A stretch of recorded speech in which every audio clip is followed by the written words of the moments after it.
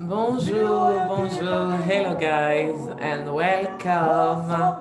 Nous sommes lundi après-midi. Je vous souhaite à tous la bienvenue. Vous êtes à Living a Life for Christ avec l'évangéliste Brigitte Bath. Et j'espère que nous allons bien par la grâce de Dieu. J'espère que nous avons passé un excellent week-end et que le début de la semaine a bien commencé par la grâce de l'Éternel. Et si éventuellement ce n'est pas le cas, je prie pour que le Seigneur, l'Éternel Dieu des armées, puisse changer les temps et les circonstances de votre début de semaine dans le nom de Jésus-Christ de Nazareth. Merci à tous pour votre présence encore ce lundi après-midi et je prie que nous puissions passer un agréable moment ensemble par la grâce de l'Éternel Dieu des armées. Les karamaché teke yendorobo, keriandoromo kaloramashe teke yenderebo, les kerabromoche taramakalourion tereki yamama, les kendoromoche teke yanderebo, les kariamache teke yandaramakalorion terebo, les keremoche teke yanderebo. How great is the Lord? How great is our God? Gloire à Jésus-Christ de Nazareth.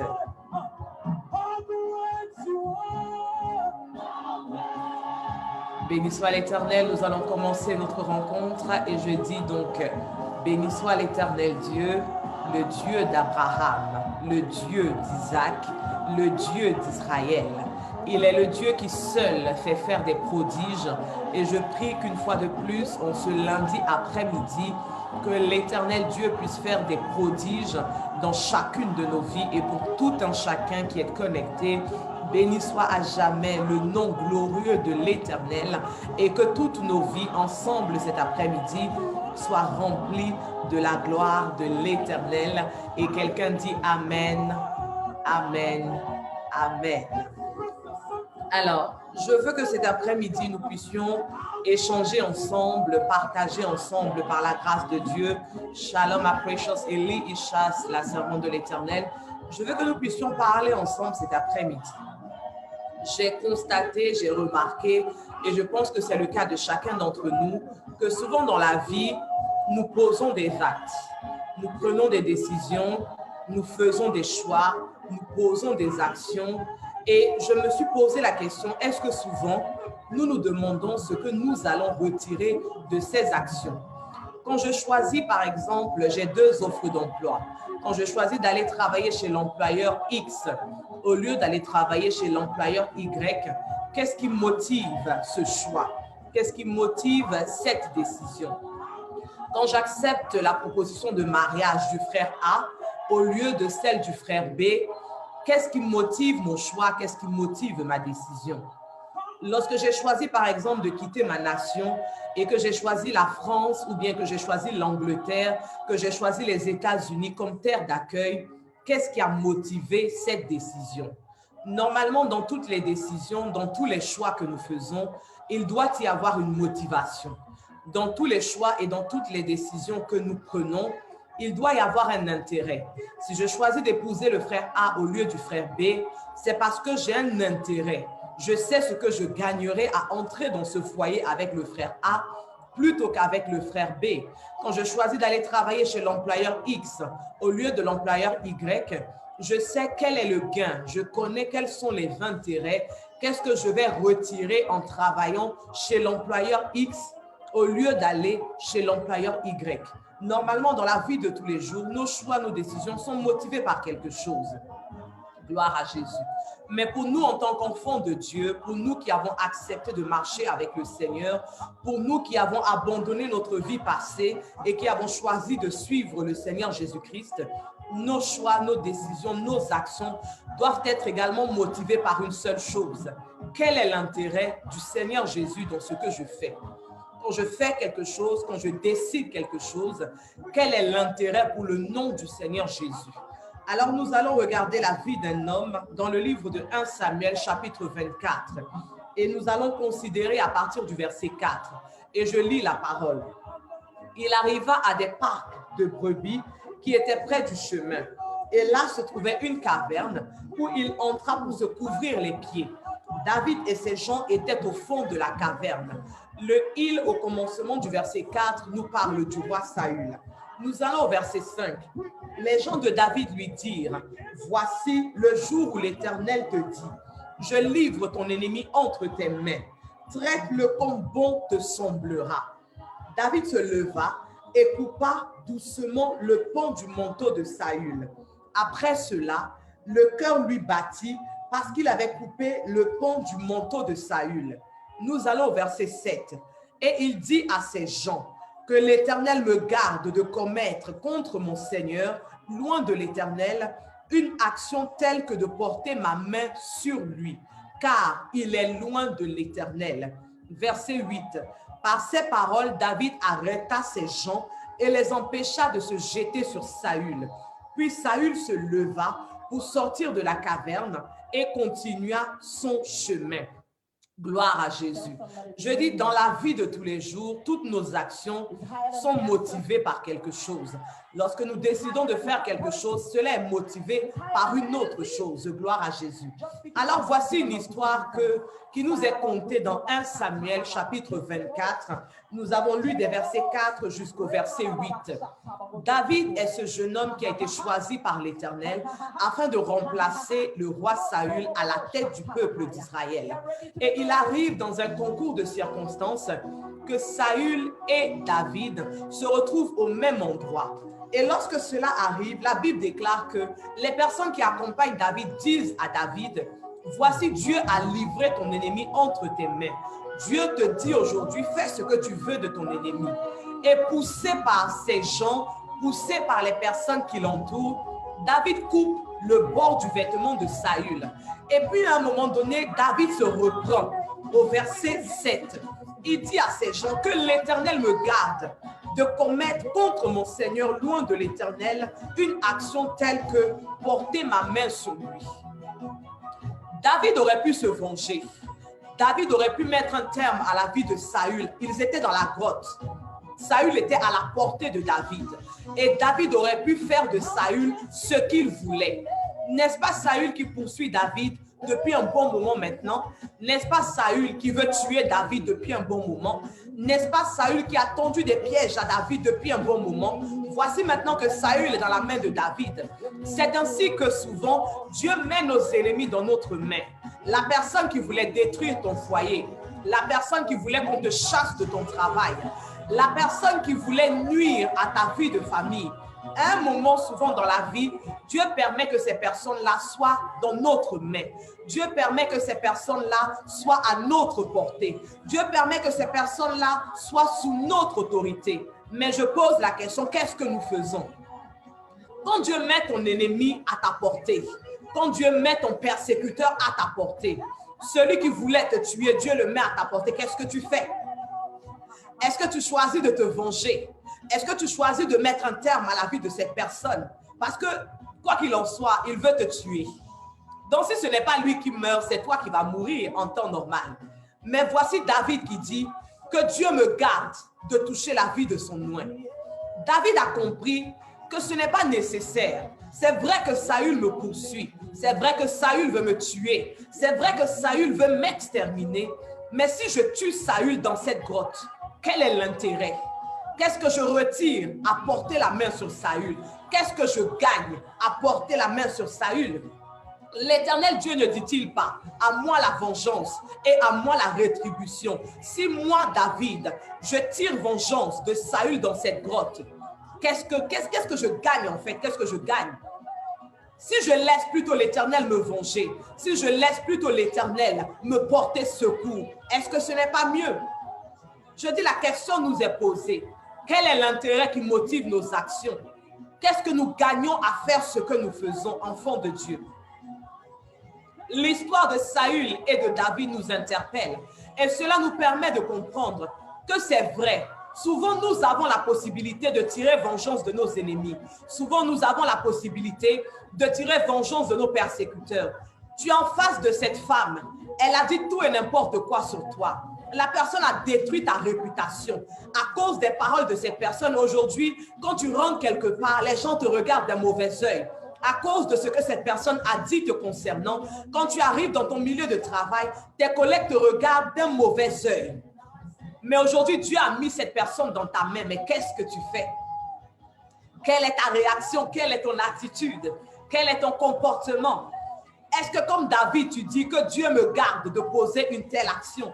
Ou est-ce que tu décides de tirer vengeance? Parce que n'oublions pas, nous sommes enfants de Dieu. Et dans tout ce que nous faisons, il y a une question que nous devons nous poser. Est-ce que le nom de Dieu est glorifié à travers ce que je fais? Nous allons continuer dans le livre de Luc, l'évangile de Luc au chapitre 9. Luc chapitre 9.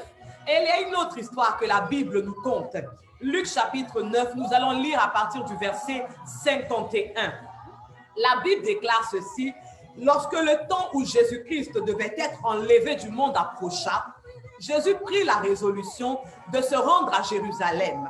Il envoya devant lui des messagers qui se mirent en route et entrèrent dans un bourg des Samaritains pour lui préparer un logement. Verset 53.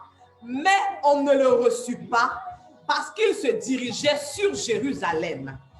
Les disciples Jacques et Jean, voyant cela, dirent: Seigneur, veux-tu que nous commandions que le feu descende du ciel et les consume?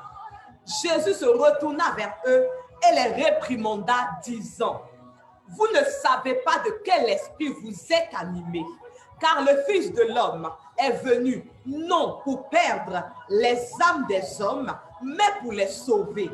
Et ils allèrent dans un autre bourg. Gloire à Jésus. Voilà encore une histoire qui nous est contée. Le Seigneur Jésus-Christ de Nazareth, le Fils du Dieu très haut, la Bible déclare que le temps où il va mourir approche. Et il prend la résolution d'aller à Jérusalem. Et pour aller à Jérusalem, il passe par la Samarie. Il dit à ses disciples: allez en Samarie me préparer un logement que je puisse me reposer.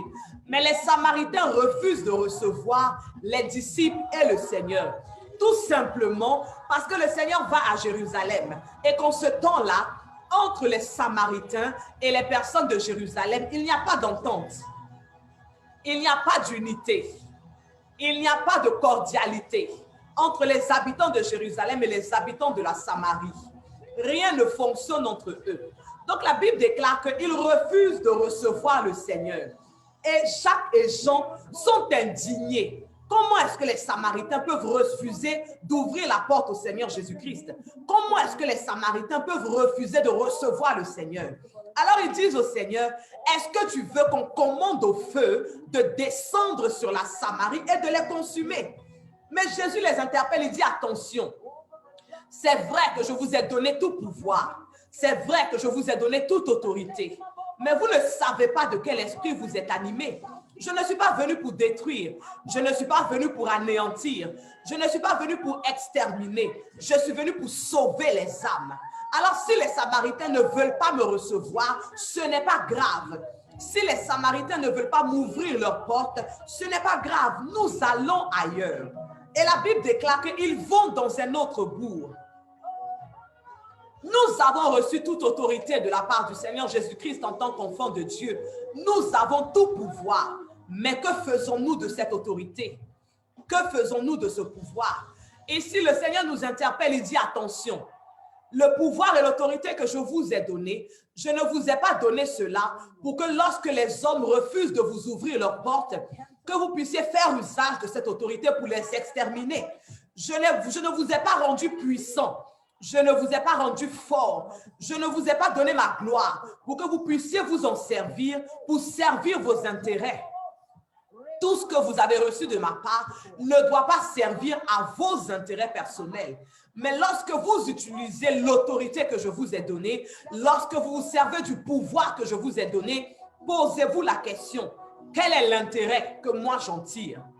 Quel est le bénéfice que le royaume de Dieu en tire? Est-ce que ça permet de faire avancer le royaume? Est-ce que ça permet de faire avancer l'œuvre?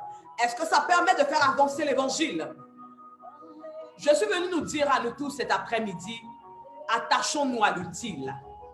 Attachons-nous à l'utile. est-ce que c'est nécessaire de faire ce que tu fais? Est-ce que c'est utile de faire ce que tu fais? Le Seigneur Jésus-Christ te dit, tu aimeras ton prochain comme toi-même. Donc si Jacques et Jean font descendre le feu afin de consumer tous les habitants de ce bourg, est-ce qu'ils sont en train de manifester l'amour vis-à-vis de leur prochain? Est-ce qu'ils sont en train d'aimer leur prochain comme eux-mêmes, comme le Seigneur le demande? Quel est l'intérêt? Gloire à Jésus-Christ. Parce que lorsque David n'a pas cherché à tirer vengeance de Saül dans cette grotte, lorsque David a laissé le Seigneur le venger de Saül, lorsque David a laissé à Dieu la responsabilité de le venger de Saül, dans le livre de Psaume 89, à partir du verset 21, Dieu rend témoignage de David. Il dit, j'ai trouvé David mon serviteur, je l'ai oint de mon huile sainte, ma main le soutiendra et mon bras le fortifiera. L'ennemi ne le surprendra pas et le méchant ne l'opprimera pas. J'écraserai devant lui ses adversaires et je frapperai ceux qui le haïssent. Lorsque nous cherchons l'intérêt de Dieu dans tout ce que nous faisons, lorsque nous cherchons l'intérêt du royaume de Dieu dans tout ce que nous faisons, Dieu rend témoignage de nous. Nous sommes enfants de Dieu et nous cherchons la bénédiction de l'Éternel. Nous sommes enfants de Dieu, mais nous voulons que Dieu nous bénisse. Et l'Éternel dit cet après-midi, si vous cherchez ma bénédiction, si vous cherchez ma gloire, si vous cherchez ma puissance, si vous cherchez ma grâce et ma faveur, ayez l'esprit qu'a eu David. Ayez l'esprit qu'a eu Jésus-Christ de Nazareth, votre Seigneur et Sauveur. En toute chose, cherchez mon intérêt. Si vous vous posez la question, est-ce que ce que je fais est agréable devant Dieu? Est-ce que ce que je fais plaît à Dieu? Est-ce que ce que je fais, Dieu est d'accord avec cela? Si la réponse est non, laissez tomber. Si tu sais dans ton esprit, si tu sais dans ton âme que Dieu répondra non à la question, alors laisse tomber. Ce n'est pas la peine de continuer. Ce n'est pas la peine d'insister. Ce n'est pas la peine de persévérer. Laisse tomber. Si tu sais que Dieu n'est pas d'accord avec ton action, Dieu n'est pas d'accord avec ton attitude, Dieu n'est pas d'accord avec le comportement que tu es sur le point de manifester, laisse tomber. C'est vrai qu'ils t'ont fait du mal et ton cœur bout. Quand tu les regardes, ton cœur bout, tu n'as qu'une envie, tu n'as qu'un désir, c'est de te venger. Mais Dieu m'envoie te poser la question. Si tu te venges, qu'est-ce que tu en retires? Si tu te venges, est-ce que le nom de Dieu sera glorifié dans cette vengeance? Si c'est non, laisse tomber. Elles ont ruiné ta réputation à partir de ce qu'elles ont dit. Elles ont détruit ta réputation au travail. Elles ont détruit ton image vis-à-vis de ton manager. Mais si tu te venges, qu'est-ce que tu en retires? Est-ce que l'image que tu auras sera une image qui va refléter Jésus-Christ de Nazareth? C'est vrai que tu te seras vengé, mais après, quelle est la suite de cela? Enfants de Dieu, en toute chose, attachons-nous à l'utile. Cherchons l'intérêt de Dieu dans nos actes. Cherchons l'intérêt de Dieu dans nos actions. Parce que lorsque Dieu sera glorifié à travers ce que nous faisons, il rendra témoignage de nous. Il nous vengera de nos ennemis comme il l'a dit à David. Il nous défendra devant nos adversaires comme il l'a dit à David. Il ne permettra pas que le méchant nous opprime comme il l'a dit à David. Il ne permettra pas que l'ennemi nous surprenne comme il l'a dit à David. Gloire à Jésus-Christ de Nazareth. Que l'Éternel Dieu nous bénisse tous cet après-midi. Je veux parler à des personnes qui ne connaissent pas encore le Seigneur Jésus-Christ. Et je veux que tu prennes la décision d'accepter Christ dans ta vie. Tu as du mal à te retenir de te venger. C'est difficile pour toi de ne pas tirer vengeance de tes adversaires. Mais si tu acceptes de marcher avec le Seigneur Jésus, il te donnera cette force-là. Alors dis-lui, Seigneur Jésus-Christ, je t'ouvre la porte de mon cœur. J'accepte de marcher avec toi, afin que tu m'apprennes la maîtrise de soi, afin que tu m'apprennes la patience, afin que tu m'apprennes la tolérance vis-à-vis des autres. Seigneur, rentre dans ma vie et transforme mon caractère, mon attitude, ma mentalité dans le nom de Jésus-Christ de Nazareth. Que Dieu nous bénisse tous cet après-midi. Je veux bénir Dieu pour la vie de tous ceux qui ont pris le temps de me suivre cet après-midi. Que Dieu te bénisse, Gracie Ray Jake. Que Dieu bénisse la vie de Precious Eli Isha. Que Dieu bénisse la vie de Dorothée. Que Dieu bénisse la vie de vous tous qui m'avez suivi, dont je n'ai pas forcément vu le nom. Merci de votre présence. Merci de votre présence tous les lundis à 14h30 par la grâce de l'Éternel. Et je veux nous présenter des livres pour l'édification de notre vie, le décryptage du psaume 23, les clés de la grandeur et la parole de Dieu à notre portée. 3 ouvrages qui sont écrits par le docteur Olivier Boli, qui est mon père spirituel et que je salue, Père vie éternellement. Ce sont des ouvrages qui nous enracinent dans la marche avec le Seigneur. Ce sont des ouvrages qui nous permettent de découvrir davantage l'éternel Dieu avec lequel nous avons choisi de marcher. Alors, les livres sont en anglais et en français. Peu importe l'endroit où tu te trouves, contacte-moi en inbox et je t'expliquerai comment te procurer ces ouvrages par la grâce de Dieu. Si l'Éternel nous fait grâce, on se retrouve samedi prochain, exceptionnellement en raison d'un autre programme. Samedi prochain, on se retrouvera à 19h pour notre émission intitulée We Bow in His Presence. Samedi à 19h, par la grâce de Dieu, on se retrouvera.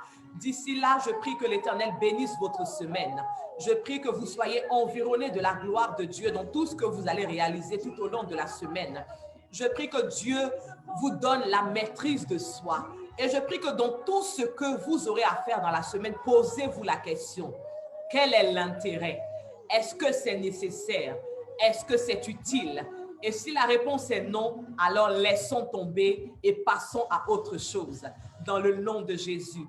Je vous aime de l'amour du Seigneur. Je vous fais plein de bisous dans l'amour de notre Seigneur Jésus-Christ et que Dieu nous bénisse encore tous dans le nom de Jésus. Shalom, shalom, shalom, shalom et bonne semaine à vous tous.